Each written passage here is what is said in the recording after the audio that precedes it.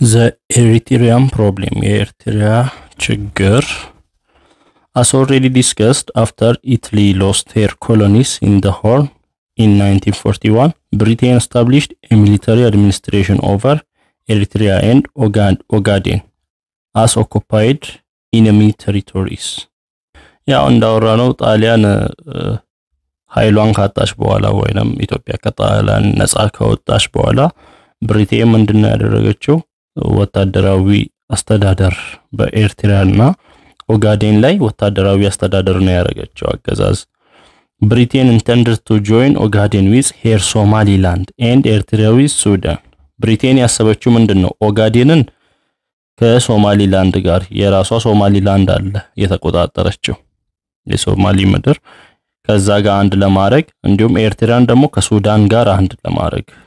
ሱዳንም የእንግሊዝ ነበረች። Concerning Eritrea,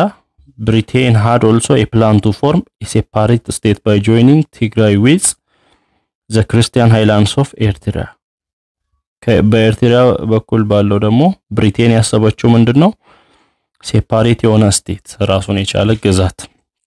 ከትግራይ ጋር አንድ ሆነ ማለት ነው። ከትግራይ ጋር ጆይን አድርጋ የኤርትራን የክርስቲያን ሃይላንዶችን አንድ ላይ ለማድረግ ነው ለመጠቅለል ነው ያሰበችው። In spite of all this, Britain restored Ogaden to Ethiopia in 1954. ነገር ግን ከዚህ በተቃራኒ ብሪቴን ኦጋዴንን ለኢትዮጵያ ነው ያደረገችው በ1954. And the problem of Eritrea has already seen by the United Nations organization. የኤርትራ ችግር ደግሞ already በዓለም አቀፉ ኔሽን ኦርጋናይዜሽን በዩኤን የተያዘ ነበር። Political groups in Eritrea, በኤርትራ ያሉ የፖለቲካ ግሩፖች ምን ይመስላሉ? The Unionist Party አለ. The largest political group supported union with Ethiopia. ይሄ Unionist Party የሚባለው ከኢትዮጵያ ጋር አንድ መሆንን ኤርትራ ከኢትዮጵያ ጋር አንድ እንድትሆን የሚፈልግ ትልቅ ፓርቲ ነው በኤርትራ ላይ ያለ ማለት ነው። Probably backed by the Ethiopian government. የሚታገዘውም በኢትዮጵያ መንግስት ነው ይሄ ፓርቲ። ሌላው the independent bloc አለ consisted different groups independent ነፃ የሆነ ብሎክ ደግሞ አለ ብዙ ግሩፖች አሉ በውስጡ ላይ እነማን አሉ the liberal progressive party አለ campaigned for independent Eritrea united with Tigray ይሄ የሚያስበው ይሄ ግሩፕ የሚያስበው ነፃ የሆነች ኤርትራ ከትግራይ ጋር አንዱ የሆነ ነፃ የሆነች ራሷን የቻለች ኤርትራ ነው የሚፈልገው ይሄ ደግሞ probably supported by Britain ይሄን ሰፖርት የምታደርገው ምናልባት ብሪቴን ልትሆን ትችላለች የብሪቴንም ሐሳብ ስለሆነ ትግራይን ከኢትዮጵያ ጋር አንድ አድርጎ ማውጣት ሌላው the Muslim League አለ in the Muslim inhabited lowlands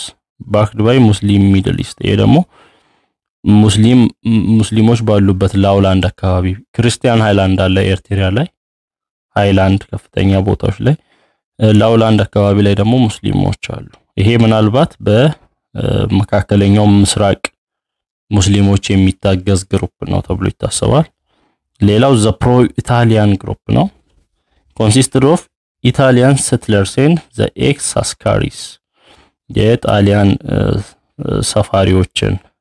የያዘ ግሩፕ ነው ይሄ ደግሞ ምንድነው የሚፈልገው needed independent Eritrea and the continuation of Italian influence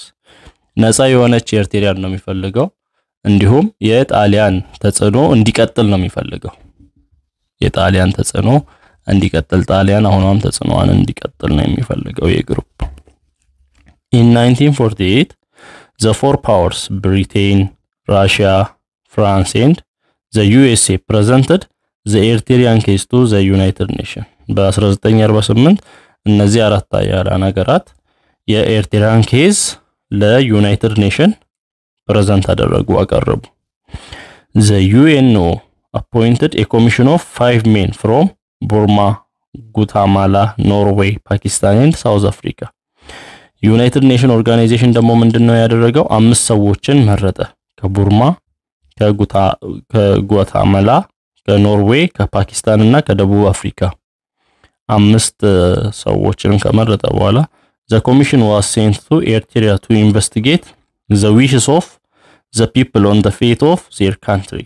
ይሄ ኮሚሽን ያምስት ሰዎች ስብስብ ወደ ኤርትራ ነው የተላከው እዛ ሀገር ፍላጎታቸው ምንድነው የሰው የህዝቡ ፍላጎት ምንድነው የሚለውን ለመጠየቅ The members of the commission returned with 3 different recommendations እነዚህ አባላት የዚህ ግሩፕ አባላት በሶስት እይታ ነው የተመለሱት Two of them ሁለቱ ፓኪስታንና ጉታማላ የመጡት ሁለቱ recommended granting independence ነፃነት እንዲታወጅ ኤርትራ ነፃ እንድትሆን ነው ሪኮመንድ ያደረጉት ወይንም ሐሳብ ያቀረቡት the other two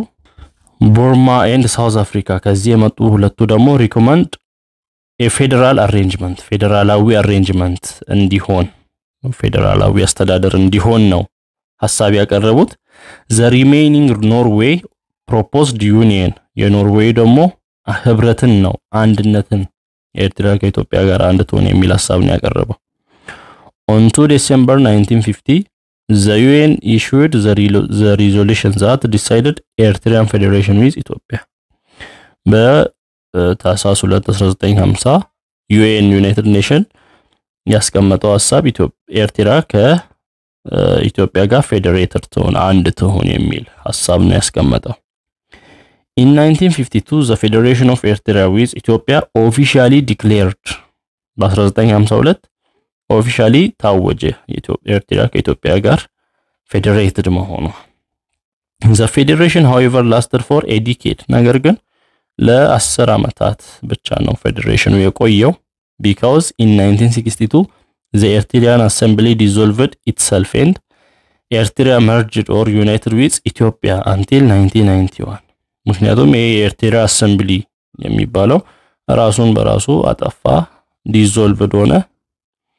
ከዛ ኤርትራ ከኢትዮጵያ ጋር መርጅድ ሆና ዩናይትድ ሆና ፌደሬትድ ሆና ሳይሆን ያው ፌዴሬሽን እንዲሆን ነበር የታሰበው ግን ዩናይትድ አንድ ሆና እስከ 1991 ቆየች when Eritrea became independent sovereign state በ1991 ነው ራሷን የቻለች ሶቨሬን ነፃ ሀገር የሆነችው ኤርትራ እስከዛ ግን አንድ ሆና ቆየች ከኢትዮጵያ ጋር The separatists in Eritrea at first engaged in a peaceful struggle በኤርትራ ያሉት እነዚህ ነፃ መሆን የሚፈልጉት ግሩፖች መጀመሪያ ከኢትዮጵያ ጋር በሰላማዊ ትግል ነበር ሲታገሉ የነበሩት An armed struggle started in 1961 ጦር ታጥቀው መዋጋት የጀመሩት በ1961 ነው The two separatist armed groups in Eritrea were the ELF Jabaha and the EPLF Shabia had been competing for supremacy ሁለቱ ሴፓሬቲስት አርምድ ግሩፕ የታጠቁ ግሩፖች ነው በኤርትራ ያሉት ጃባሃና ሻቢያ ይወዳደሩ ነበር ስልጣን ለመያዝ The 30 years escalating wars finally concluded with the formation of an independent state of Eritrea in 1991 under the EPLF Shabia ነገር ግን ለ30 ዓመታት የዘለቀው ጦርነት በ1991 ተቋጨ ኤርትራ ራሷን የቻለች ሀገር ሆና EPLF ስልጣኑን ይዞ Eritrean People Liberation Front ነው EPLF ሻቢያ ይባላል ሌላ ስሙ The Popular Revolution of 1974 and its aftermath የ1974ቱ የታወቀው አመጽ ነው አብዮት ነው እና ከሱ በኋላ ያለው ነገር The road to the outbreak of the revolution ይሄ አብዮት እንዲነሳ መንገድ የሆነው መንገድ ከፋቹ ምንድነው At the beginning the revolution was an urban centered መጀመሪያ አካባቢ ሪቮሉሽኑ ወይንም አብዮቱ ከተማ ላይ ትኩረት ያደረገ ነበር Students, teachers, civil servants, taxi drivers, soldiers and unemployed youth participated in different forms of opposition በዚህ ተቃውሞ ላይ የተሳተፉት ተማሪዎች መምህራን ሲቪል ሰርቫንቶች የታክሲ ሹፌሮች ወታደሮች ያልተቀጠሩ ወጣቶች በተለያየ መልክ ነው የተሳተፉት ተቃውሞ ላይ The soldiers ወታደሮች the first serious challenge against the Haile Selassie regime in 1974 came from the army በጣም ሲሪየስ የሆነው ወይንም አደገኛ የሆነው ቻሌንጅ ያጋጠማቸው ኃይለ ሥላሴን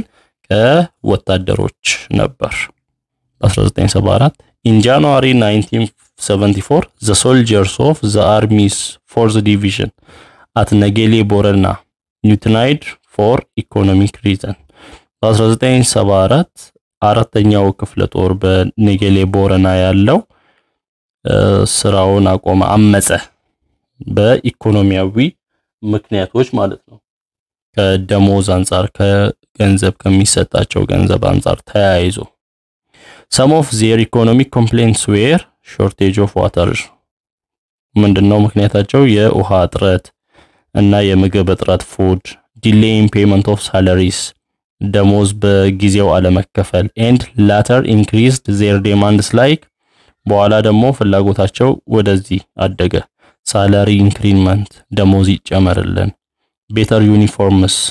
የተሻለ የልብስ የወታደር ልብስ ዩኒፎርም ያስፈልገናል እና የሚመሳሰሉት ጥያቄዎች ተነሱ። the soldier detained their commanders and officers ሶልጀሮች ጭራሽ ኮማንደር አዛዦቻቸውን አሰሩ። soldiers in the other parts of the country also started to demand for a salary increase and improve living condition በሌላም አካባቢ ያሉት ወታደሮች የደሞዝ ጭማሪ ፈለጉ፣ እንዲሁም የተመቻቸ የኑሮ ሁኔታን ፈለጉ። ሌላው the workers ሰራተኞች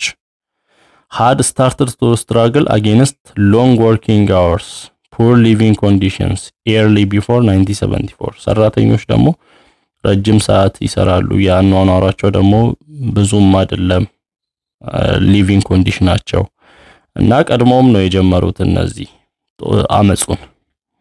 ትግሉን። in 1962 the Confederation of Ethiopia Labor Union ሴሉ was formed በ1962 የኢትዮጵያ ሌበር ዩኒየን የሰራተኞች ህብረት ተፈጠረ። the union helped the workers increase their political consciousness ይሄ ህብረት ሰራተኞቹ ለፖለቲካ ያለውን አስተሳሰባቸውን ያነቃ ነበር። during the year of revolution the earliest working class movement came from the workers of railway, ወንጂ sugar factory and the አቃቂ textile factory እና በዚህ በአብዮቱ መጀመሪያ ላይ የጀመሩት ሰራተኞች እና አብዮት የጀመሩት ሰራተኞች የባቡር መንገድ ሰራተኞች፣ የወንጂ ስኳር ፋብሪካ ሰራተኞች እንዲሁም የአቃቂ ጨርቃ ጨርቅ ፋብሪካ ሰራተኞች ናቸው ቀድመው ትግሉ ውስጥ የገቡት። the teachers under the Ethiopian Teachers Association came out on a general strike on 18 February 1974 መምህራን ደግሞ ያመጹት በ18 ፌብሩዋሪ 1974 ነውና they protested against the education reform program known as the education sector review የትምህርት ሪፎርም የመጣውን ሪፎርም ነበር ሲቃወሙ የነበሩት። the sector review was intended to narrow the imbalance between town and countryside ይሄ ሪቪው ይሄ ሴክተር ሪቪው አላማው ምንድነው? የመጣው ሪፎርሙ አላማው በከተማና በገጠር መሃል ያለውን ልዩነት የባላንስ ልዩነት ለማጥበብ እንዲሁም ሜል ኤንድ ፊሜል በወንድና በሴት መሃል ያለውን ልዩነት ለማጥበብ የታሰበ ነበር። vocational and academic in the education system በሙያና በአካዳሚክ ትምህርቱ መሃል ያለውን ልዩነት ለማጥበብ የታሰበ ነው። ሌሎች ታክሲ ድራይቨሮች ናቸው። in February 1974 the taxi drivers went out on a strike demanding an increase in transport fees to cope with the 50% rise in petrol price as the result of the global energy crisis following the fourth Arab-Israeli war in 1973 ሌላው የታክሲ ሾፌሮች ያመጹት የታሪፍ ይጨመር የጉዞ ታሪፍ ይጨመር ምክንያቱም ነዳጅ በ50% ጨምሮ ነበር። በአረብና እስራኤል ጦርነት ምክንያት ዓለም አቀፍ ግሎባል ኢነርጂ ክራይሲስ የኃይል እጥረት ነው የገጠመው። አረብ ከእስራኤል ጋር ባደረገችው ጦርነት በዓለም አቀፍ ደረጃ በ50% ጨምሮ ነበር ነዳጅ። ያንን ለማካካስ ታሪፍ ይጨመር የሚል ተቃውሞ ነው። ሌላው the Muslims over 100,000 Muslims and their Christian supporters went out for demonstration in the capital raising slogans for religious equality, separation of church and state and national observance of Muslim holidays. ሙስሊሞች ከመቶ ሺህ የሚበልጡ ሙስሊሞችና ክርስቲያን ደጋፊዎቻቸው ነው መፈክር በመያዝ ወደ ዋና ከተማዋ የወጡት እና ያወሩት ምንድነው የሃይማኖት እኩልነት እንዲከበር ቸርች ከመንግስት ከቤተክርስቲያን ሴፓሬት እንዲሆን ያ ማለት ሃይማኖት ከመንግስት ከስቴት ሴፓሬት እንዲሆን እንዲሁም የሙስሊም በዓላትን በሀገር ደረጃ በናሽናል ደረጃ እንዲታይ ለማድረግ ነበር ሰልፍ የተወጣው